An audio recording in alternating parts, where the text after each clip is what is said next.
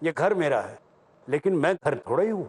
میں گھر سے باہر چلا گیا، مکان خالی ہو گیا، اب کوئی اور آ جائے گا۔ تو یہ مکان تو بے شک میرا ہے کہ میں یہاں بیٹھا ہوں، جب تک میں یہاں بیٹھا ہوں میرا مکان ہے، جب میں چھوڑ کر چلا گیا میرا نہیں رہا۔ اسی طرح یہ بدن تو میرا ہے، مجھے میرے پروردگار نے ایک بدن دیا ہے، استعمال کے لیے مکان کی طرح ایک بدن دے دیا ہے، ہاتھ دے دیے ہیں، پاؤں دے دیے ہیں، آنکھیں دے دی ہیں، سب بدن کے حصے دے دیے ہیں، لیکن میں بدن نہیں ہوں، بدن میرا ہے۔ میں جو ہوں وہ اس بدن کے اندر ہوں۔ اب جب موت آئی تو میں اس بدن سے باہر آ گیا، کوئی چیز ختم نہیں ہوئی، ضائع نہیں ہوئی، میں تو جوں کا توں ہوں، جیسا آیا تھا ویسا ہی ہوں۔ بدن سے میں صرف باہر نکل آیا ہوں، میری روحانی شخصیت جیسی تھی ویسی کی ویسی ہی ہے۔ قرآن یہ کہتا ہے کہ جس طرح انسان کا بدن بنتا ہے، اس کی ظاہری شخصیت بنتی ہے، اسی طرح اس کی روحانی شخصیت بھی پروان چڑھتی ہے۔ ہم کھا رہے ہیں، پی رہے ہیں، اچھا کھا رہے ہیں تو اچھا بدن بن رہا ہے، بری چیز کھا رہے ہیں برا بدن بن رہا ہے، بیمار ہو رہے ہیں، صحت خراب ہو رہی ہے کیونکہ ہم نے بری چیز کھا لی۔ اسی طرح اچھے کام کر رہے ہیں تو ہماری روح اچھی بن رہی ہے، برے کام کر رہے ہیں تو روح بری بن رہی ہے۔ ہماری روحانی شخصیت بھی بن رہی ہے، جس طرح ہماری جسمانی شخصیت بنتی ہے۔ تو ہماری ایک شخصیت مادی ہے، جسمانی ہے، اور اصل جو ہماری شخصیت ہے وہ روحانی اور اخلاقی اور باطنی ہے۔ قرآن یہ سمجھانا چاہتا ہے کہ ہم اس کو پورا انسان نہ سمجھ لیں، ظاہر کو، انسان تو اس کے اندر بیٹھا ہوا ہے، اور جیسے یہ بدن مختلف غذاؤں سے پلتا ہے، پھولتا ہے، اسی طرح اندر کی جو ہماری شخصیت ہے وہ اعمال سے پھلتی پھولتی ہے۔ یہ کھانے پینے سے پھلتی ہے، وہ اعمال سے پھلتی ہے۔ اچھے اعمال کر رہے ہیں، روح شاداب ہو رہی ہے، روح پروان چڑھ رہی ہے۔ اسی لیے روح کا اثر بدن پر پڑتا ہے، چونکہ بدن تابع ہے روح کے۔ آپ جیسے اعمال کریں گے آپ کے بدن پر اس کے اثرات معلوم ہوں گے، ظاہر ہوں گے کہ آپ اچھے ہیں برے ہیں۔ کوئی شخص آپ کے پاس آتا ہے، آپ ملاقات کرتے ہیں، بھائی اچھا آدمی معلوم ہوتا ہے، یہ کیسے پتہ لگا؟ اس کے چہرے نے، اس کی آنکھوں نے، اس کے انداز نے گواہی دے دی کہ یہ اچھا آدمی ہے۔ ایک آدمی آیا، ہم نے کہا بھائی تو کچھ ٹھیک نہیں لگ رہا ہے، چونکہ اعمال جھلک رہے ہیں اس کے شخصیت پر۔ اچھے اعمال اچھا تاثر دے رہے ہیں، برے اعمال برا اظہار کر رہے ہیں، پتہ لگ رہا ہے۔ تو دونوں چونکہ ملے ہوئے ہیں، بدن روح کے ساتھ اور روح بدن کے ساتھ، تو اعمال کا اثر بدن پر پڑ رہا ہے۔ اس واسطے قرآن یہ سمجھانا چاہتا ہے کہ انسان کی جو اصل شخصیت ہے وہ روحانی شخصیت ہے، باطنی شخصیت ہے، اور وہ اعمال سے بنتی ہے۔ اچھے اور برے عمل جیسے کرو گے تمہاری روح پروان چڑھتی چلی جائے گی۔ اب جب موت آتی ہے تو یہ روحانی شخصیت جسمانی شخصیت سے الگ ہو جاتی ہے، گھٹتا بڑھتا کچھ نہیں، دونوں ایک دوسرے سے جدا ہو گئے۔ پروردگار نے دونوں کو ملا دیا تھا، اب دونوں کو الگ کر دیا۔ اب بدن بدن کی جگہ چلا گیا، روح روح کی جگہ چلی گئی۔ روح میں سے کچھ کم نہیں ہوا، جوں کا توں فرشتے اس کو لے کر چلے گئے، یتوفاکم ملک الموت، پورا کا پورا۔ اب یہ پوری شخصیت کیسے لے جائی جا رہی ہے، ہم چاہتے ہیں کہ اس کے بارے میں تھوڑا تفصیل کے ساتھ آپ کی خدمت میں عرض کریں، مگر تھوڑے سے وقفے کے بعد۔ ابھی حاضر ہوئے۔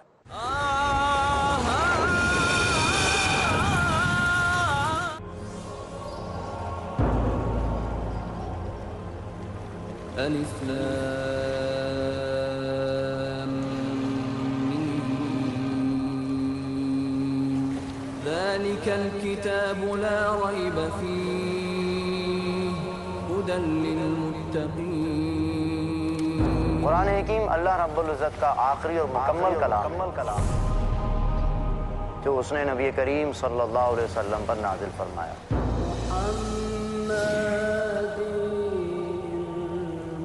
اللہ رب العزت نے بارہا اہل ایمان کو مخاطب فرما کر اپنے کلام میں اہم ہدایات عطا فرمائی ہیں۔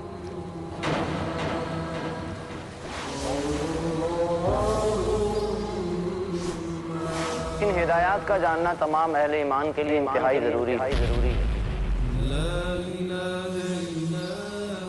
آئیے اس موضوع پر دیکھیے ہمارا پروگرام اللہ کا پیغام مومنوں کے نام، صرف پیس ٹی وی اردو پر۔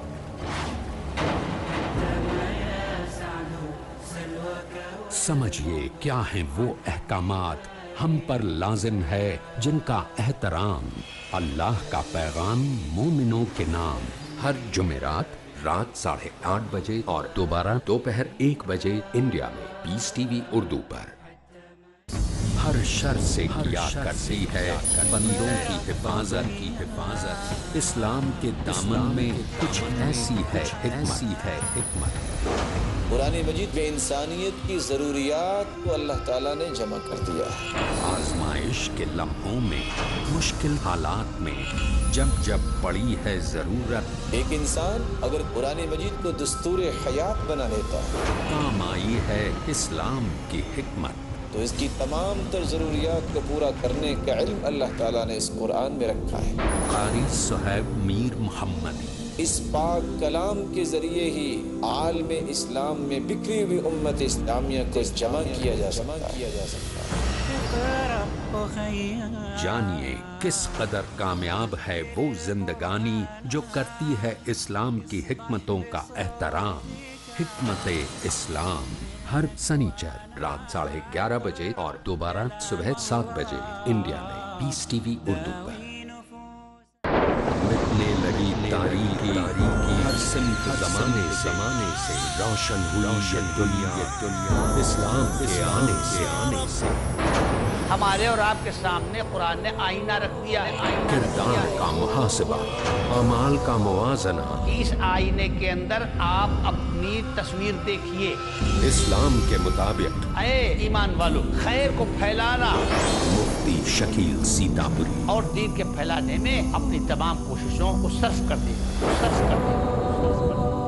جس کی رہبری نے اجالا کر دیا گمراہوں کی زندگی میں اسلام کی روشنی میں، ہر جمعرات شام 7 بجے اور دوبارہ صبح 10:30 بجے انڈیا میں پیس ٹی وی اردو پر۔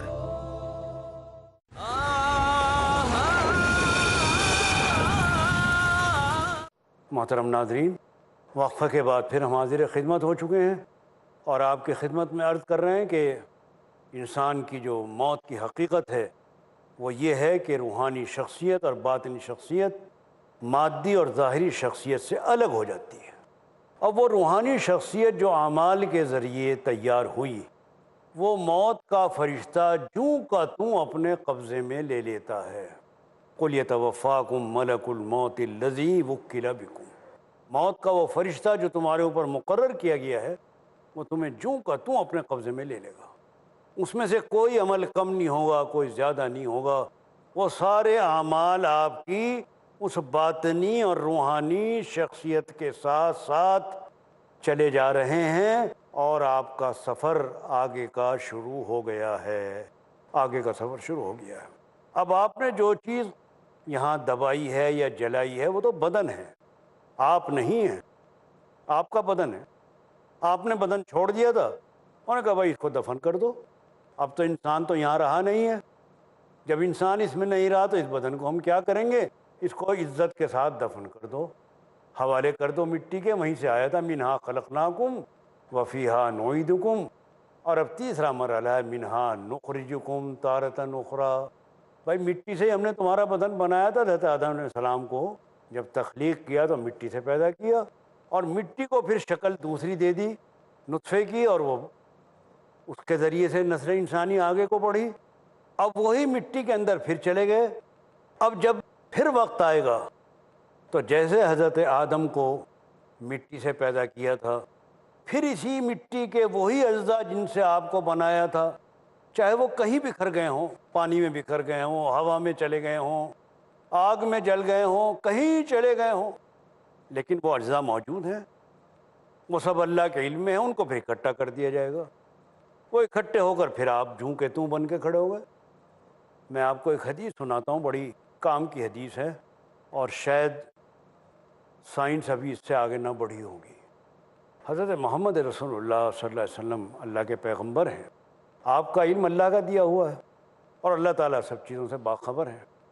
آپ نے ارشاد فرمایا کہ جب آدمی مر جاتا ہے، مٹی میں اس کا بدن چلا جاتا ہے، یا پانی میں چلا گیا یا ہوا میں کہیں بھی چلا گیا، ایک اس کے ریڑھ کی چھوٹی سی ایک ہڈی ہوتی ہے، وہ باقی رہتی ہے، نہ وہ جلتی ہے، نہ وہ گلتی ہے، نہ وہ ختم ہوتی ہے۔ یہ سمجھ لیے کہ وہ ایک بیج کی طرح سے ہے، جیسے بیج ہوتا ہے اور بیج میں پورا درخت ہوتا ہے۔ جب آپ بیج بوتے ہیں تو سارا درخت اس بیج کے اندر ہے، وہیں سے نکل آتا ہے۔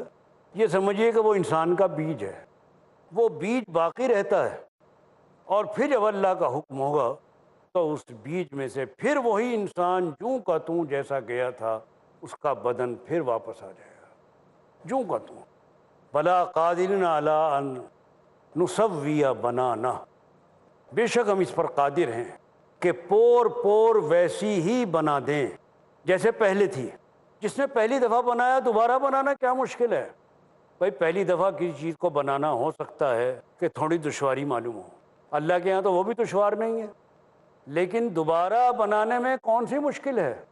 جو پروردگار ایک مرتبہ انسان کو پیدا کر چکا ہے وہ اس کو دوبارہ بھی پیدا کر دے گا، اس کے لیے کوئی مشکل نہیں ہے۔ تو وہ جوں کا توں بن کر کھڑا ہو جائے گا، بلا قادر علی ان نسوی بنانا، اور اس کے اندر پھر وہی روح، وہی انسانی شخصیت روحانی جو محفوظ رکھی ہوئی ہے وہ پھر داخل کر دی جائے گی، جیسے پہلے داخل کی تھی جب ماں کے پیٹ میں تھا، وہاں روح پھونکی گئی تھی، جان ڈالی گئی تھی، پھر اس جان کو ڈال دیا جائے گا، اور پھر وہ جوں کا توں جیسا تھا ویسا ہی ہوگا اور اللہ کے سامنے پیش ہو جائے گا۔ تو جو بات چل رہی تھی موت کی حقیقت کی، وہ موت کی حقیقت یہ ہے کہ وہ فنا کا نام نہیں ہے، انتقال کا نام ہے۔ اس لیے جب کسی کے موت کی خبر دی جاتی ہے تو کہا جاتا ہے کہ اس کا انتقال ہو گیا، یعنی وہ ایک جہان سے دوسرے جہان میں منتقل ہو گیا۔ اب دنیا میں تھا، اب وہ دوسرے دنیا میں چلا گیا، منتقل ہو گیا۔ منتقل ہونے کا نام موت ہے، فنا ہونے کا نام موت نہیں ہے۔ جسم پر موت طاری ہوتی ہے، روح پر موت طاری نہیں ہوتی، روح لافانی ہے۔ روح کو اللہ تبارک و تعالیٰ نے محفوظ فرما دیا ہے اپنی قدرت سے، اگرچہ وہ بھی فانی ہے لیکن اللہ نے اس کو محفوظ کر دیا ہے، اس کو فنا نہیں کر رہے ہیں۔ وہ اللہ کے سوا ہر چیز فانی ہے، اگر وہ چاہیں روحوں کو بھی فنا کر سکتے ہیں، لیکن ان کی حکمت کا تقاضا ہے کہ انہوں نے انسانی روحوں کو محفوظ قرار دے دیا ہے، اور وہی روحیں پھر بدن کے اندر داخل ہوں گی، اور انسانی شخصیت میں اپنی روح اور میں اپنے بدن کے بالکل ویسی کی ویسی اپنے رب کے سامنے پیش ہو جائے گی۔ جب اللہ تعالیٰ ہر چیز پر قادر ہیں، وہ ایک پانی کے قطرے سے انسان پیدا کر سکتے ہیں، تو کیوں نہیں وہ انسان کو پھر اسی طرح بنا کر کھڑا کر سکتے؟ آخر اس میں کیا بات ایسی ہے جو سمجھ میں نہ آئے؟ سمجھ میں تو بات یہ بھی نہیں آتی کہ پانی کے قطرے سے انسان کیسے بن گیا۔ اگر عقل کے پیمانے پر ناپا جائے، تولا جائے، تو بتا دیے صاحب پانی کے اوپر تصویر کشی کیسے ہو رہی ہے، لیکن ہم دیکھ رہے ہیں کہ رات دن ہو رہا ہے، آنکھوں کے سامنے ہو رہا ہے۔ کون صورت گری کرتا ہے ماں کے پیٹ میں؟ کون نقش و نگار بناتا ہے وہاں بیٹھا ہوا؟ اور نقش و نگار کے علاوہ جو اندرونی صلاحیتیں ہیں وہ کون پیدا کرتا ہے؟ مزاج کون بناتا ہے؟ ذوق کون بناتا ہے؟ ہر بچے کا مزاج الگ، ذوق الگ، پسند الگ، یہ کون کرتا ہے؟ آپ دیکھتے ہیں ایک ہی ماں باپ کی اولاد، ان کے مزاجوں میں، ان کی پسند ناپسند میں، ان کی صلاحیتوں میں کتنا فرق ہوتا ہے۔ آپ سائنسی توجیہ کچھ بھی کرتے رہیے، سائنس تو ہمیں یہی بتاتی ہے کہ یہ ایسا ہوا، کیوں ہوا یہ نہیں بتاتی، کیسے ہوا یہ بتا دیتی، یہ ایسے ہوا، ایسے ہوا، ایسے ہوا، لیکن کیوں ہوا؟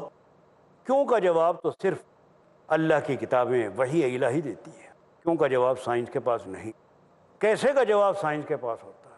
انڈے میں سے بچہ کیسے نکلا؟ صاحب ایسے نکلا کہ وہ سینگ پیدا ہو گیا، اس نے ٹھونک ماری، وہ نکل کے باہر آ گیا، ایسے ہوا، لیکن کیوں ہوا، سینگ کیوں پیدا ہوا، یہ سائنس جواب نہیں دے گی۔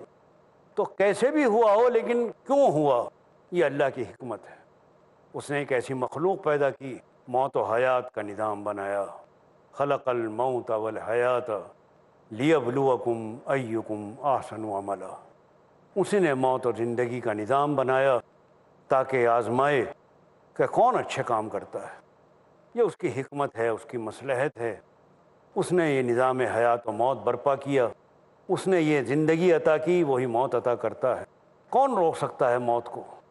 ہے کوئی؟ قرآن مجید میں ہے کہ سب بیٹھے ہوئے ہیں، ڈاکٹر بھی بیٹھے ہوئے ہیں، جھاڑ پھونک والے بیٹھے ہوئے ہیں، روک سکتے ہو تو روک لو۔ ہم اس وقت سب سے زیادہ اس کے قریب ہوتے ہیں، کون ہوتا ہے اس وقت؟ تو یہ جو موت کا ایک نظام ہے، اس کی حقیقت کیا ہے؟ حقیقت یہ ہے کہ ہم فنا نہیں ہوتے، منتقل ہو جاتے ہیں۔ اور جب ہمارا وجود باقی رہتا ہے، جب ہمارا وجود باقی رہتا ہے تو ہماری جواب دہی بھی باقی ہے۔ اس واسطے موت کی حقیقت کو سمجھتے ہوئے یہ بات ہمارے ذہنوں میں رہنی چاہیے کہ ہم اس دنیا کی زندگی میں جو کچھ کر رہے ہیں، اچھا یا برا، یہ سب ہمارے رب کے سامنے پیش ہوگا، اور اس کا پورا پورا بدلہ رب کی طرف سے دیا جائے گا۔ جزاء وفاقا، اچھے عمل کا اچھا بدلہ ملے گا اور برے کاموں کا برا بدلہ ملے گا۔ تو جب ہم موت کی حقیقت کو سمجھ رہے ہوں تو یہ بات بھی ہمارے پیش نظر رہنی چاہیے کہ موت کے بعد بھی ایک زندگی ہے، اور وہ زندگی اس موجودہ زندگی سے کہیں زیادہ توانا، اور اس موجودہ زندگی سے کہیں زیادہ مکمل، اور اس موجودہ زندگی سے کہیں زیادہ نا ختم ہونے والی ہے۔ اس لیے صرف اس دنیا کی زندگی کا ہی ہم خیال نہ کریں، بلکہ یہاں کے ساتھ ساتھ وہاں کا بھی خیال کریں جہاں ہمیشہ رہنا ہے اور وہاں زندگی گزارنی ہے، اور پھر وہاں سے دوبارہ لوٹ کر نہیں آنا ہے۔ قرآن کہتا ہے کہ موت، جس کو تم موت سمجھتے ہو، وہ صرف بدن پر اور جسم پر طاری ہوتی ہے۔ یہ فزیکل ڈیتھ ہے، تم نہیں مرے، تمہارا بدن مرا ہے، تم نہیں مرے، اس لیے کہ تم بدن نہیں ہو، بدن تمہارا ہے، تم بدن نہیں ہو۔ یہ بڑی قابل غور بات ہے۔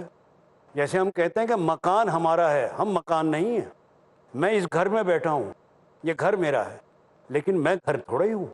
میں گھر سے باہر چلا گیا، مکان خالی ہو گیا، اب کوئی اور آ جائے گا۔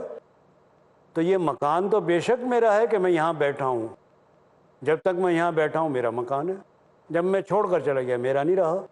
اسی طرح یہ بدن تو میرا ہے، مجھے میرے پروردگار نے ایک بدن دیا ہے، استعمال کے لیے مکان کی طرح ایک بدن دے دیا ہے، ہاتھ دے دیے ہیں، پاؤں دے دیے ہیں، آنکھیں دے دی ہیں، سب بدن کے حصے دے دیے ہیں، لیکن میں بدن نہیں ہوں، بدن میرا ہے۔